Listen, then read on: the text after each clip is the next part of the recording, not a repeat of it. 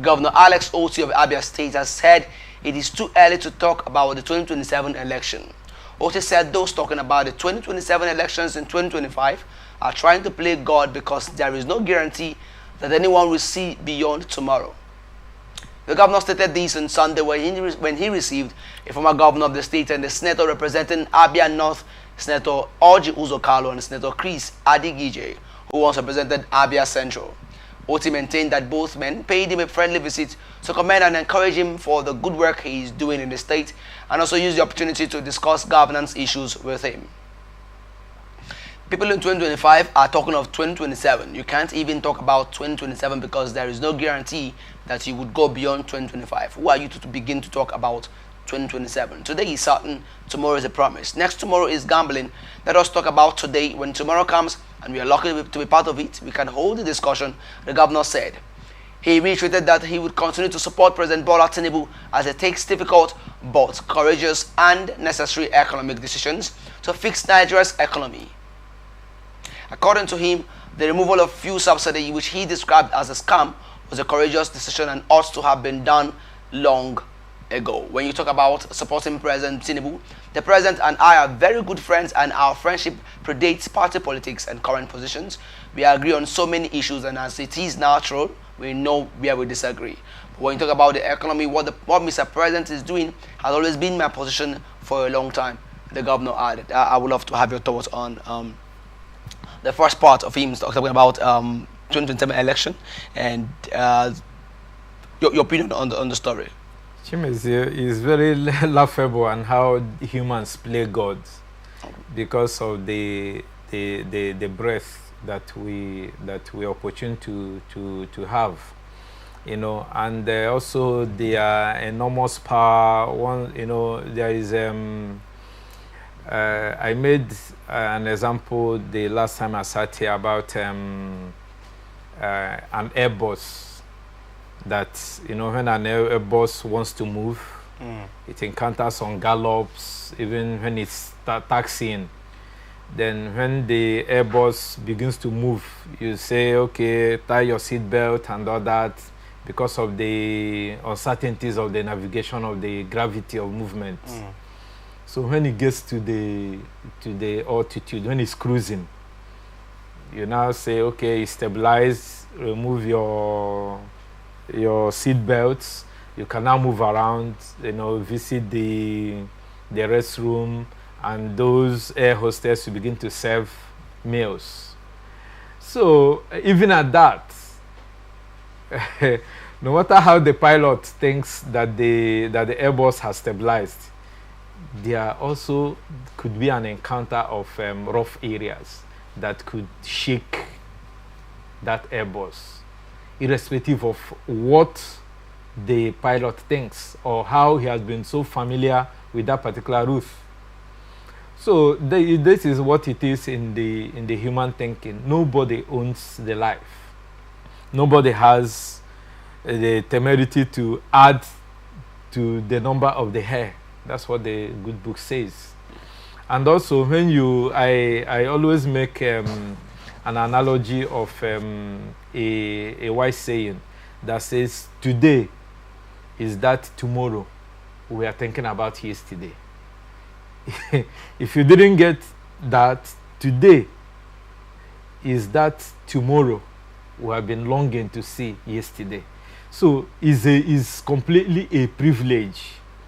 And what makes us human, though, is our the way we anchor our faith on hope. You know, hoping that today, tomorrow will be better than our today and all the rest.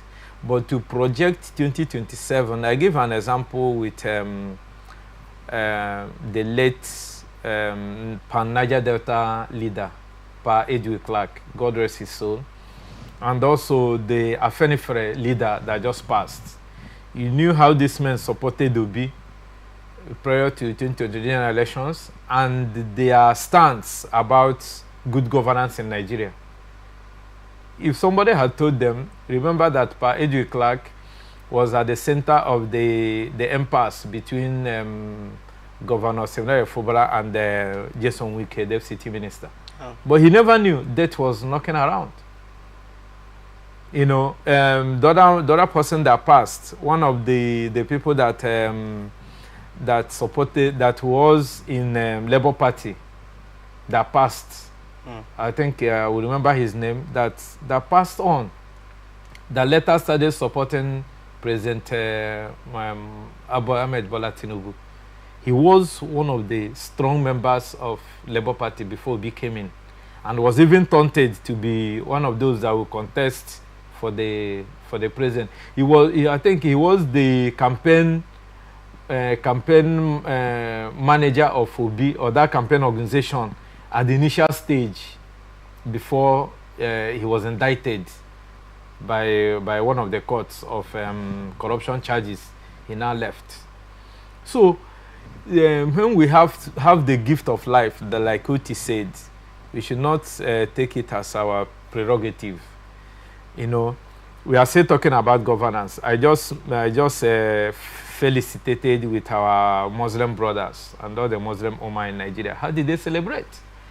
I went out to the place they call, you know, each state in Nigeria have a place that is dominant, where each tribe are always seen in their numerical strength. Yeah. Where you call, like in Owerri, Imo State, there's a place they call Amausa. In Port Harcourt here, there's a place they call Gambia, where you see the northerners settle. So when you go to Lagos, you also see where the northerners settle. So in Kano, you see where they call Sabongiri, where the Igbos are dominant. So I went out to sample opinion and also visit some of my Muslim friends. My brother, the celebration of last year, and last year people even saw something to eat. This year, 10 able-bodied family or men could not even afford a ram. You know, last year they were coming together to what Igbos normally do, or market people normally make contributions, what you see in some ministries and parastatals, where some group of workers come together, want to help each other. You know, they make these monthly contributions from their pay. Yeah. This one, my brother, 10 men, where I went last year and I was able to get something for myself. This year I couldn't find anything. And you could also see I also visited tailoring shops, because whenever Muslims are doing something, just like the Christians, you see the Nigerian nature is when you go to the tailoring shop, or what do they call it, fashion designing, when they want to paint it, or they call it seamstress. You know, they all just cover those things in the modern words. But it is what it is.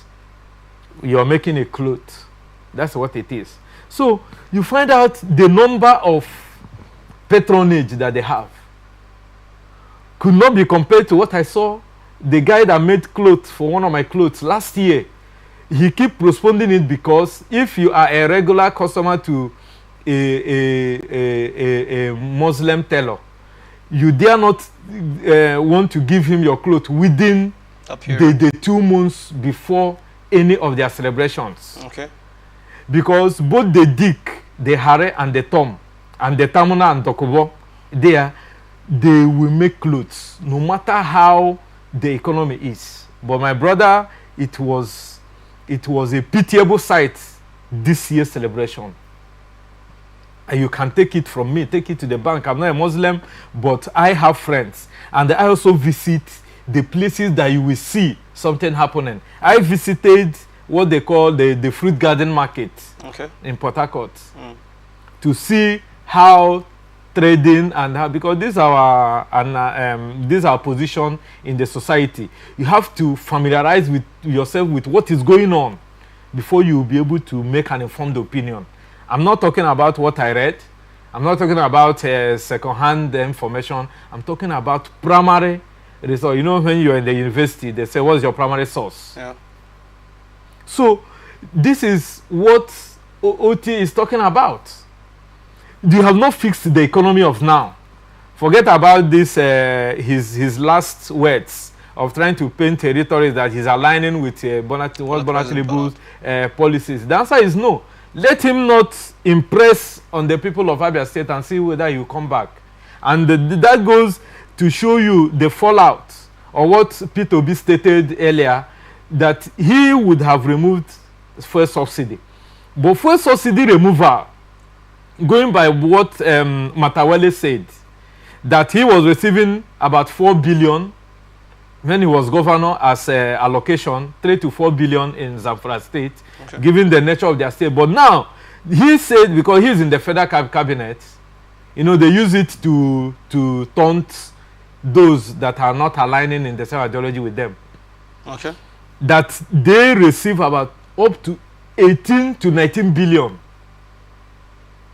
He's accusing the incumbent governor. That's what I read. So when Eshe Husani came out to tell us how much a senator receives, they wanted to whip him. But when Ned Nwoke came out to tell us what he has gotten as constituency projects, funds, and other people begin to say, I didn't get up to this, but you heard that ranking senators got up to this. I think that one has been settled, because it's coming from the people in the same political party that are ruling Nigeria today. So what am I trying to say? Obi is saying that I would have removed, it was in my manifesto to remove fuel subsidy because it was benefiting a few. Okay. But I had steps that I would have, you know, taken in removing it to cushion the direct effect on. So how will Otti saying that he is aligning with the policies of Mr. President when you remove fuel subsidy and you're still going borrowing? You know how much Nigeria has saved? You know how much is being given to all those governors and politically exposed persons in Nigeria? So, Odios Okalo, who is saying that they visit Otti, if Otti, with the statement Otti have made, Chimezie, you wouldn't be surprised tomorrow if those who play the devil's advocate begin to say that Otti is moving to APC. But he hasn't made any claims. No, you don't understand. I say those who play the devil's advocate. Okay. We say that having been visited with a ranking member of APC from his state, Odios Okalo, and we knew where Odios Okalo started. Started from PDP, had a fallout with Obasanjo, went to form PPA. For those painting the narrative and going against Alain Dume, who is saying that this one-party system and defensions will not save Bola Ahmed Tinubu. You find out that he wrestled to save himself. He pulled out from a PDP and formed PPA and returned as a second-term governor in Abia State under PPA. Was he thinking that PPA would not fly or give him back his ticket? It's the people that speaks because of the way he played into the minds of Abians. But some of them will come and tell Bola Tinubu now that coalition will not work. Who tell you say that coalition will not work? When it worked for you, you gained from forming a particular political party that you were spearheading. Except the time they said that he bought, I was not in Nigeria then, when they said that he bought the ticket, the one that Ike Don Hakim now used in Imo State for some time. So, when you are talking of party politics, there are a lot of intricacies. And this one has presented us with three fronts. Okay. Otti is saying that it is not in the hands of man to say what becomes of 2027, which I agree totally. Does that rule out the place of planning? No, it doesn't rule out the place of planning. But it depends on the planning and the hype and the way they are going about it. Is no longer planning. It is being double sure. Okay. They are doing it emphatically. They are doing it with all amount of seriousness that we are already there. So they are jettisoning, and you know, they are relegating the place of God and what life gives in whatever APC and the Bola Ahmed Tinubu and those sycophants would you say are doing now. Would you say though the politicians who are more focused on campaign and forthcoming elections are having what we call a shift of focus from governance to personal ambition? That is what it is. That is why I've told you that those who play the devil's advocate will now begin to give a negative narrative to the visit of Ojos Okalo and Chinyenije there. That tomorrow we hear that Otti is planning on defecting to APC because now he is supporting the policies of Bola Ahmed Tinubu. Okay. This is Nigeria, and this is the politics. And what is Otti trying to tell them? That whatever narrative they are painting is not distracting him from delivering the goods, or what they call the dividend of the matter to Abians. Because now, if you have made the politics of 2027 your mantra, your thinking, and your focus, you have jettisoned governance. All your resources, all the things that have been agreeable to the people, you are now keeping it for the rainy days, as the Igbo man will say. So it is not going to help us as a nation. It is not going to even help the Bola Ahmed Tinubu administration, because you have been here over time, Chimezie, and know my stance that Bola Ahmed Tinubu, whatever policies are in the pipeline, Ugochukwu have not seen.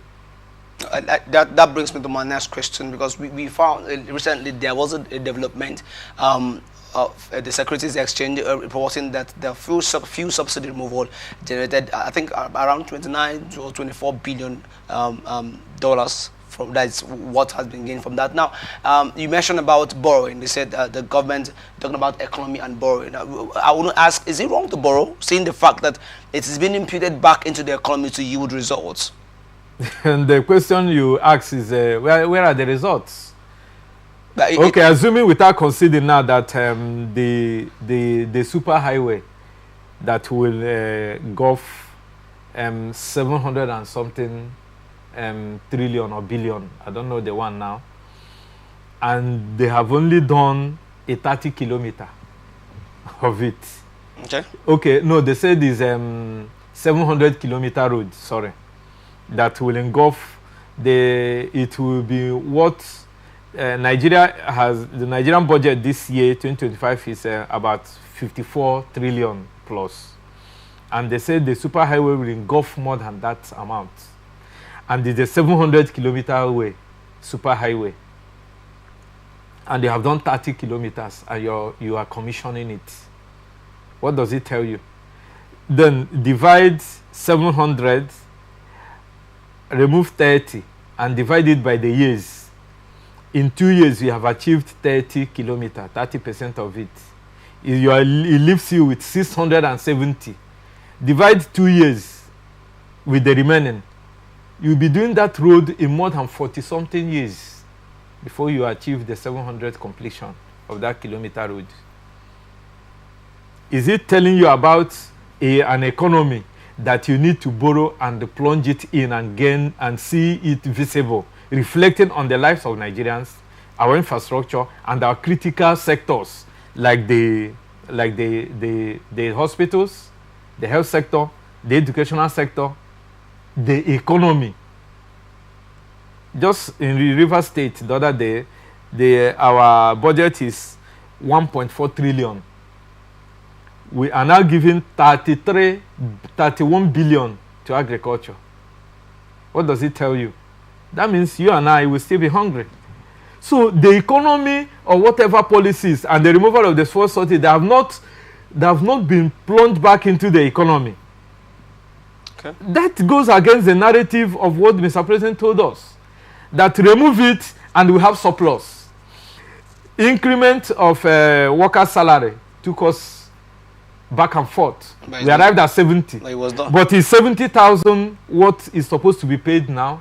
How much is a bag of rice? There are various. How much can feed even many state governments, they are not adding that money to senior civil servants. Do you know that, Chimezie?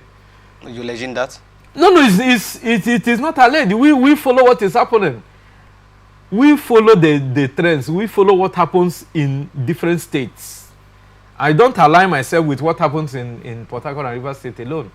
Okay. Do you know that prior to the coming to life of that particular 70,000, that many states were not paying 30,000 minimum wage. Will you say that one is alleged? I don't. Of all the years that it took Nigeria to be paying 30,000 naira minimum wage, that some of the states in the north were not paying 30,000. Yeah, I know each state had their pace at implementing that, but it was clear that it's been implemented in most states, if I may say. Before the governor of Edo State left, Ogosu Obaseki, like him or hate him, he was paying 70,000. When other states were struggling to pay 30,000. So if a state has started implementing 70,000 for its workers, why will a federal government and labor agree on the same 70,000? It is now some states putting something up, and some have not started implementing it as it should. You were here in Rivers State when the suspended governor gave marching orders for local government to start implementing it. So where is the money being taken back to the economy to fund so that the citizens will feel the impact? The CLNG buses, where are they? Chimezi, I want to ask you. You could go to Abuja today and see the bus they call Aero5 bus. There was an agreement with the FCT labor or the workforce there, the ministers and parastatals, and monies were deducted from, I don't know however they did it, but there was something came up that they started buying buses that will convey workers to walk to and fro. It is still there. So when monies are taken away and you say I will do A, B, C, D, the youth empowerment, where are they? The creating of job opportunities, where are they? I was listening to a narrative the other day that Nigeria police force has less than 30,000 manpower.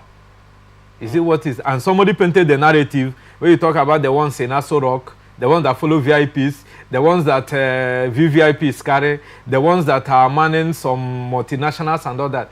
It leaves you with how many?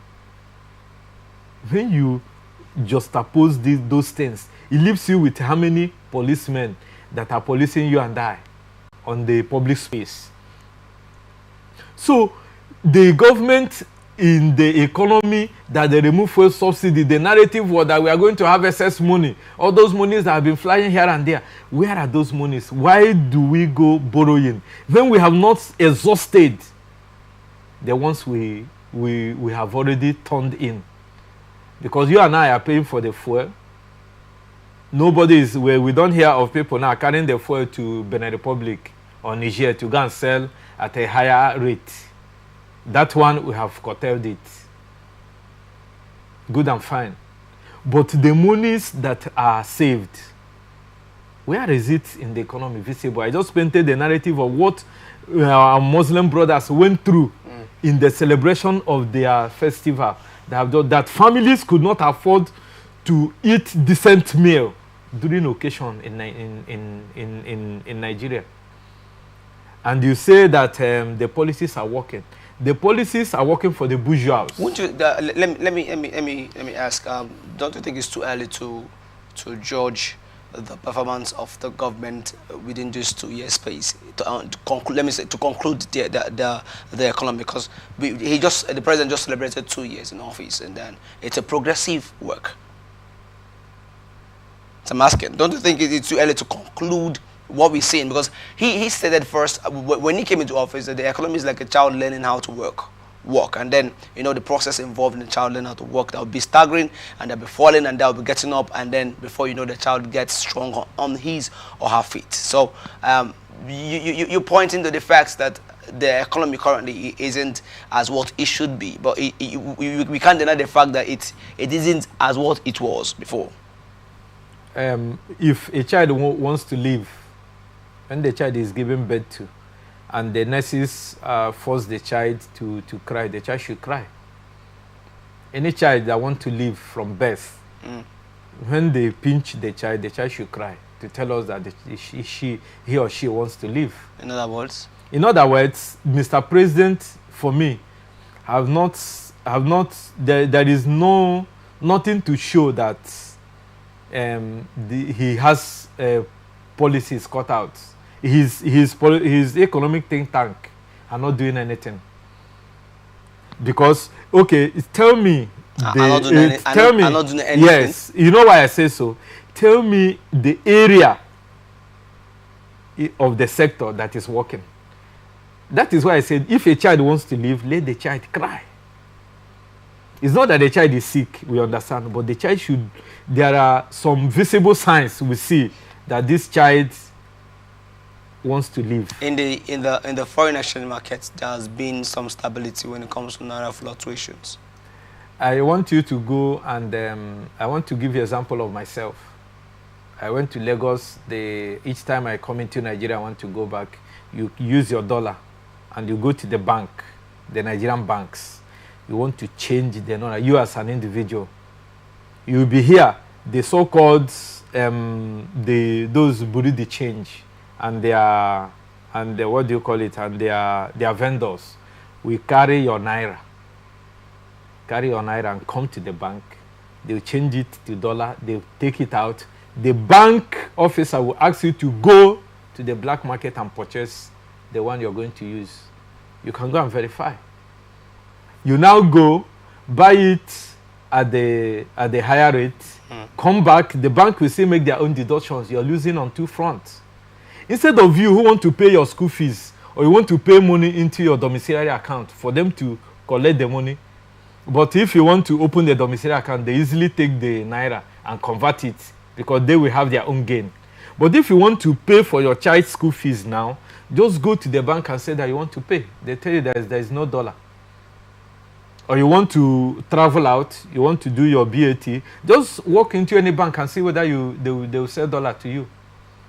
You're talking about those rhetorics that are happening with those who are doing big business and the way they trade the dollar. Go to Ghana and you see the way they are selling Nigerian currency, they are selling the dollar.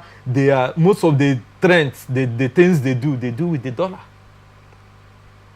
You don't have so much bureaucracy in laying your hands on the dollar, if that is the currency you want to make use of.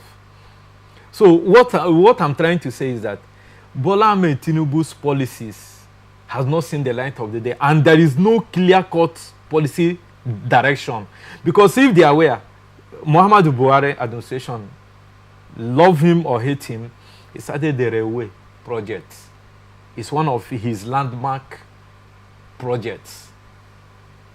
How many locomotive or how many train has this administration added to what we have?